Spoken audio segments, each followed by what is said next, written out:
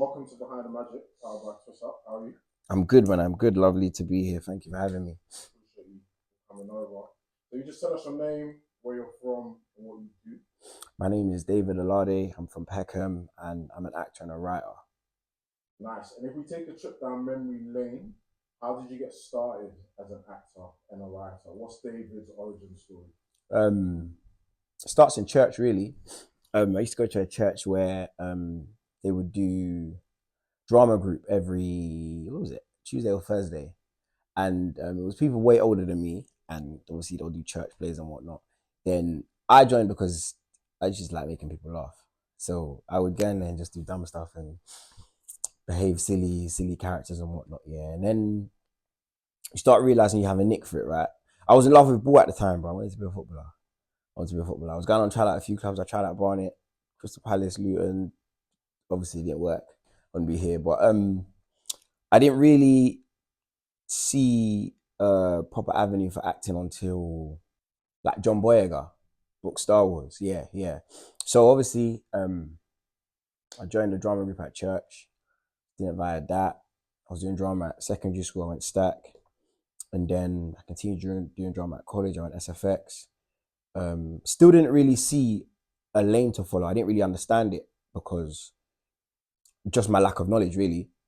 And I was still a bit naughty at the time. I was getting in trouble a bit outside of school and whatnot. And I call them the wrong crowd, but they're still my friends. You know what I mean? Hanging with the wrong crowds. And yeah, that really had me distracted for some years. I was distracted for a lot of years. I still followed the route and went to university. You know what I mean? I'm coming from Nigerian household. All my older siblings went to university, so that was still standard procedure.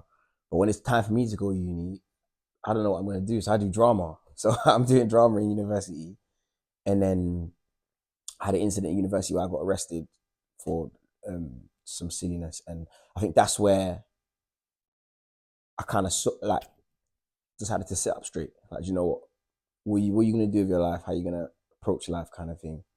I joined a drama school called Identity. Identity is where John Boyega trained, it's where Damson Idris trained, Letitia Wright.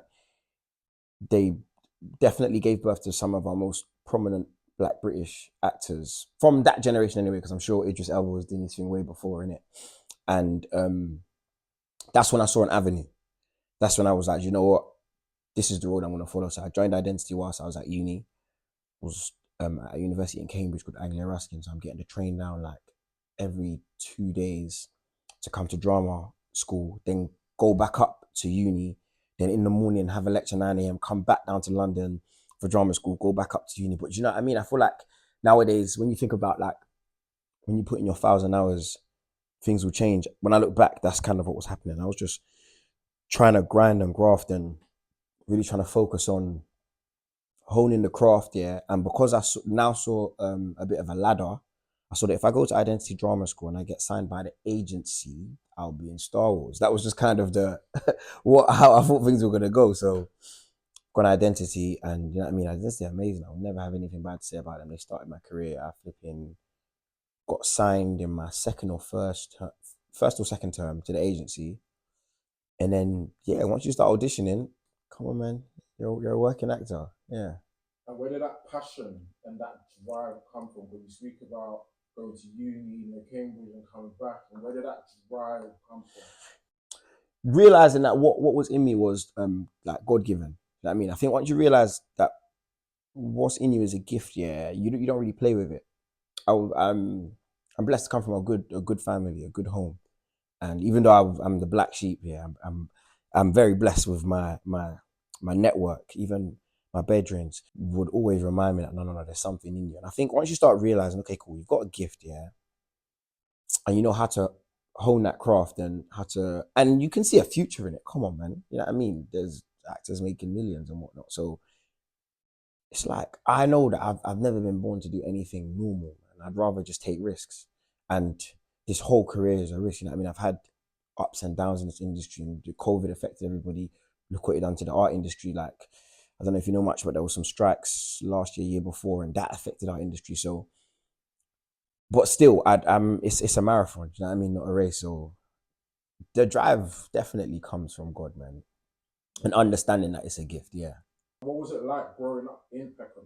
as an aspiring actor? It's crazy because I don't feel like I grew up in Peckham as an aspiring actor. I feel like I grew up in Peckham as an aspiring footballer. Like all I knew was ball. We was in Brimerton every day, if not Brimerton. Just in the summer, we're in the Yellow Brick football tournament, putting teams into that. Like everything was ball. If you're from around here, I'm sure you relate. Like, and then going to uni. So coming out of London, right? My life's a little unique because I had never got on a plane till I was 21, right? So I never left the country till I was 21. First time I left the country was by my own accord, right? Two brothers, two sisters, so it's a big house. Mum and dad, 7 of us, yeah. When I think about it, my dad was an NHS nurse, my mum's a cleaner. Where's the bread gonna come from to fly 7 people out in it? So I had never left the country. Going to uni, leaving London, was the first time I was in a new environment, and I understood that the world was bigger than Pecs. And that changed everything. That literally changed everything. So all the nonsense, all the naughtiness and carrying things you're not supposed to and getting in trouble and whatnot, yeah. As soon as I got to uni, like I got to uni a bit traumatized because of what was going on in it. And so I get to uni and I'm still carrying things I don't need to carry. I'm in the city of Cambridge. If anyone done an X-ray scan, they'd see this big 15-inch Rambo knife on my waist. What's the need? Do you know what I mean? So, being there and changing my lens, yes, I always call it changing my lens. Changing my lenses from the ends to just somewhere completely different, yeah, allowed me to focus. That really allowed me to shift and be like, okay, I don't care about all of that. And then the world gets bigger, perspective changes. And that's, I mean, this is even something I'm trying to push today to like the youths who are getting caught up in the ends and whatnot. Like, but once you can understand that the world's bigger than this area, the world's bigger than South London, yeah, things will change. And who would you say was your inspiration growing up? It's got to be my big sister, man. And why? She's a grafter. My big sister's a grafter. She just smashed everything. She's firstborn in our family, right? And I always say like big sister, more like second mum. That was like a little thing I used to say that I heard in a rap song to her, because she's gone college, smashed it, gone uni, first class, went law school after, smashed that, first class. She's at Barclays now. She's like a VP or on her way to being a director in Barclays, Canary Wharf. She's moved around in the big banks of Canary. She's at HSBC for a sec. And like, she's always just seemed, and I'm sure that's not the case, but I'm number 4, right? And she's number 1. Looking up, it always seems like she's had everything patterned. And I'm probably sure that's not the case. But if you can hold up that facade, right, that does a lot for a young person. It does a lot for a young boy who's looking up to you, because you're showing me that anything's possible and nothing's stopping you. Do you know what I'm saying? So I got to shout her out for that, man. She's doing well. She's still doing well. She's got a family of 2 of her own kids now. So yeah, big sister definitely was my inspiration for doing well. So tell us about your experience playing Thomas or T in Stormzy Gang Signs and Prayers film almost 10 years ago. Oh wow, yeah, that was a long time ago. It's funny because I just done an eBay advert, and the producers on that produced that as well, and it was just nice seeing them after so long. It was a cool job. It was a cool job because I listened to Stormzy at the time. I still listen to him now. Great role model. I banged that album, like, and then my agent sent me the audition, like, oh, Gang Signs and Prayer music video. And I was thinking, bro, I'm an actor. Like, I don't want to be in a music video. And from when it's saying Gang Signs and Prayers, am I gonna be in a balaclava doing nonsense? You know what I mean? But then gone down to the audition. It's funny because I got to the audition like 2-3 hours early. Not intentional, mind you, but just because I was coming from uni. My brethren's got me a cab, and it's take it now or go pay for a train or something. So cool. Jumped in the cab, got there, and I just said to them, look, I'm early, but it's cool, I'll chill in it. And the director Rolo was like, you know, since you're this early, we'll just see you. So I mean, that's how you know everything.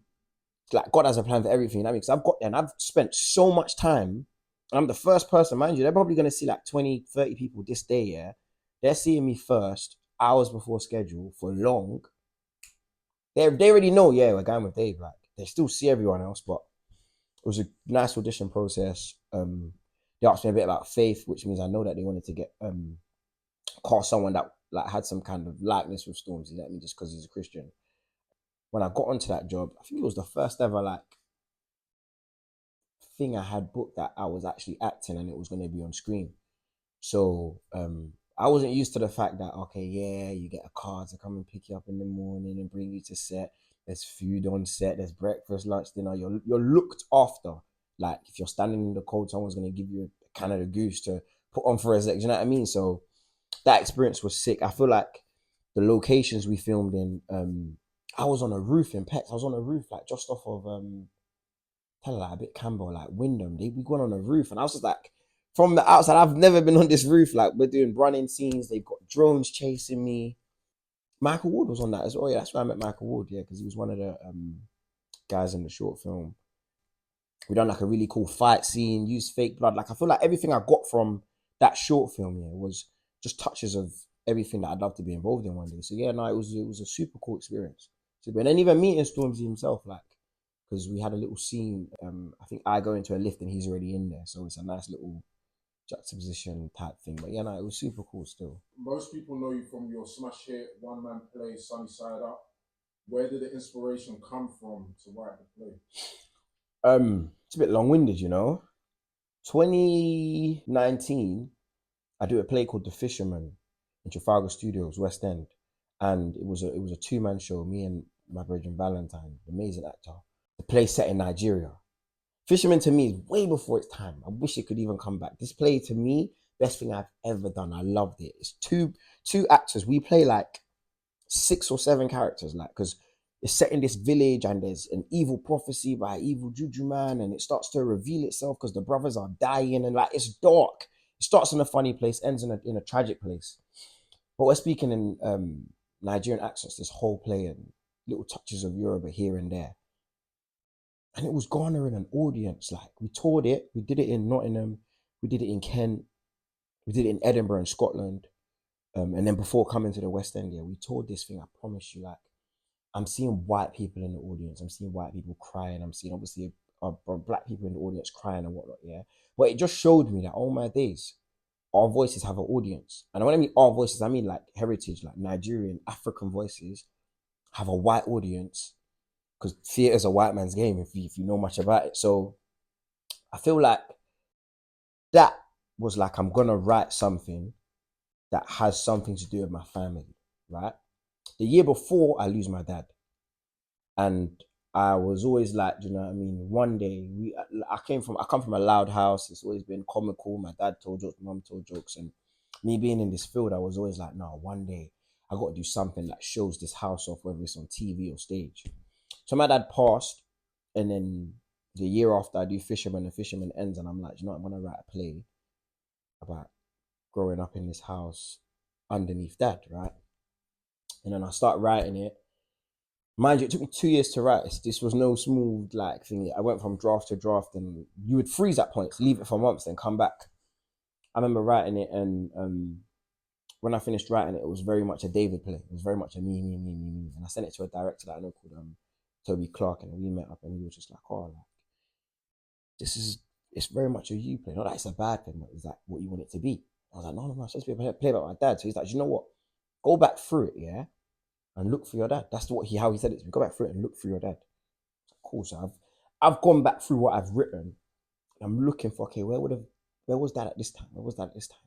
How did that make me feel? And it was this kind of self therapeutic moment, writing this play, bringing it to life, learning things about myself, learning things about my dad, his good and bad habits, learning things about my brothers, my siblings, my mum, learning things about the effect of my estate, that like what simply playing out every day, what that done to me, and the crowd I was getting mixed in with, and how I viewed my dad compared to how I viewed older brothers outside. So yeah, man, it was a mad thing writing the play, but it's my baby, and when it was time to deliver it, I'm just happy that it was received so well.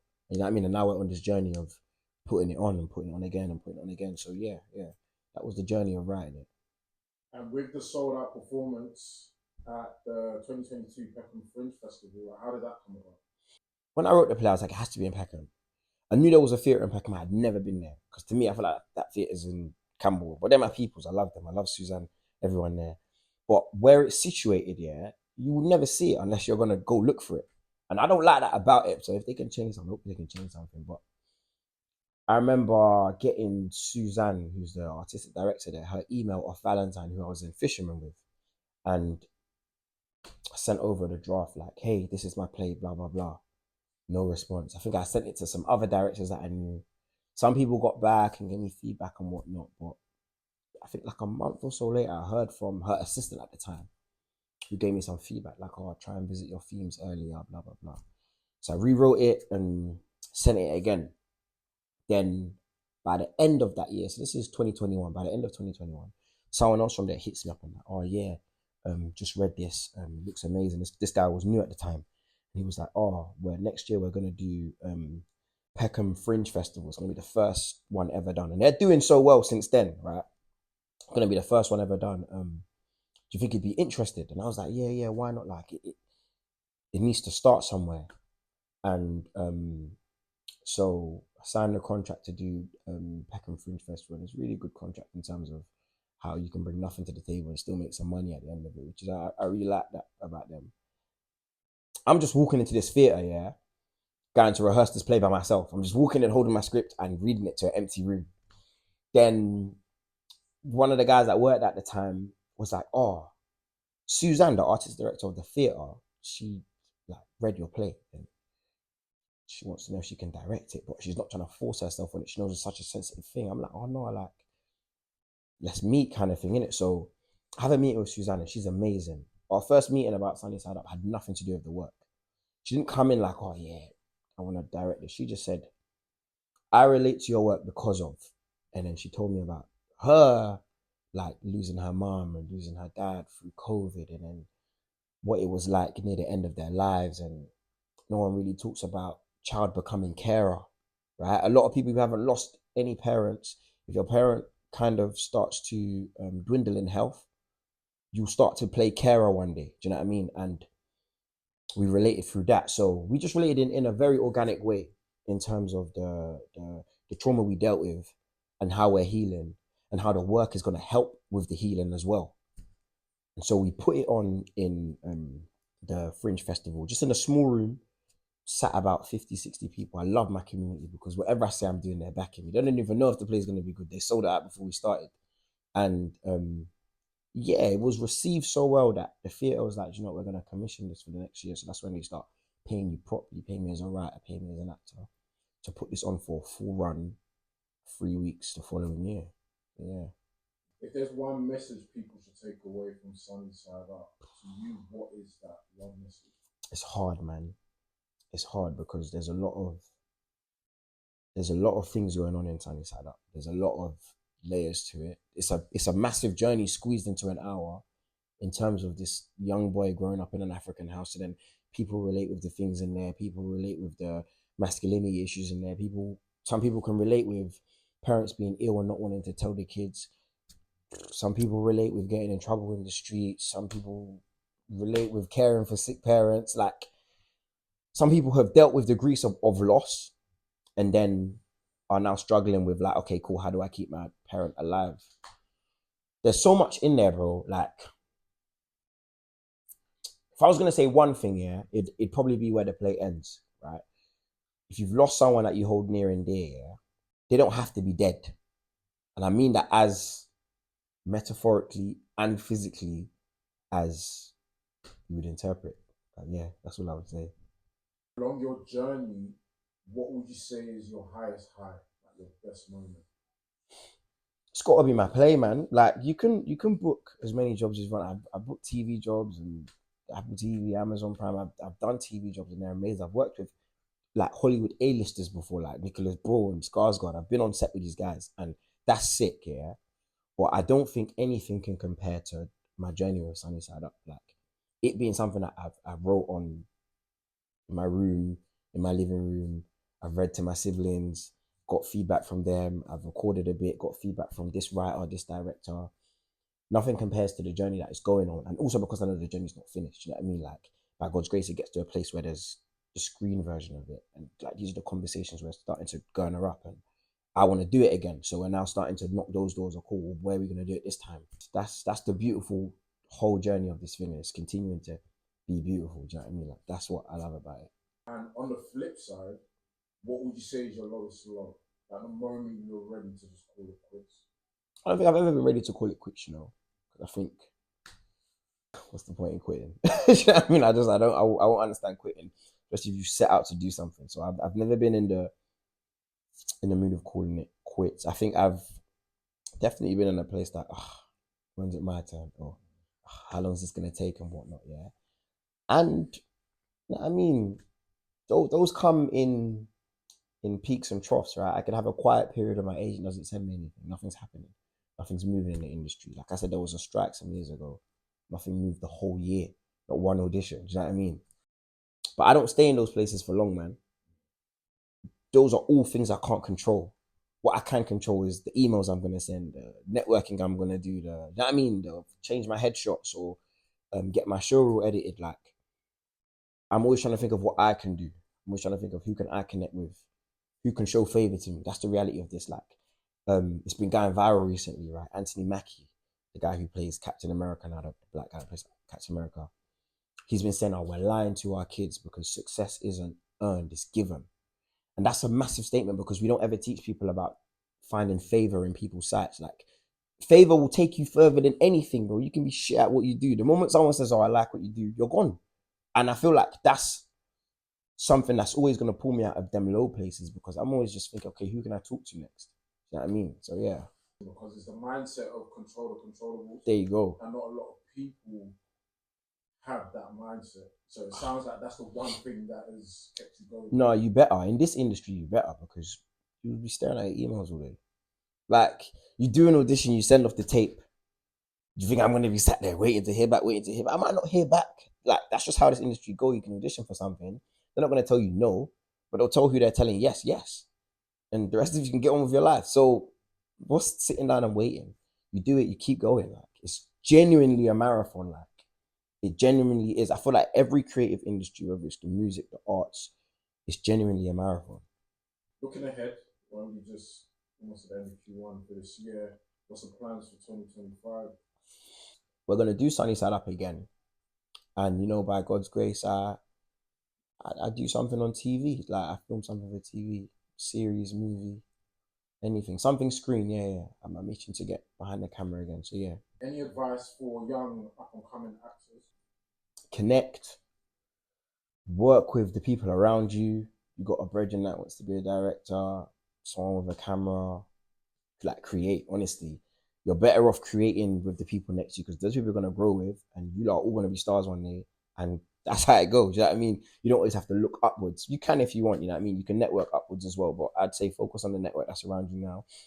Training is always going to be regarded as a respectable thing. I mean, whether that's going to drama school or going to part-time drama school, definitely train because the crazy thing about acting is you get to a place that you realize you was never supposed to be acting, and wrapping your head around that statement can only you only get understanding from that statement if you've trained, if you're training.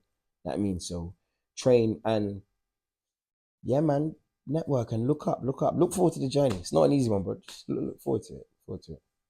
Oh, amazing. That's us. Thank you for your time. Thank you guys, man. I wish you all the best for 2025. Thank you. You too.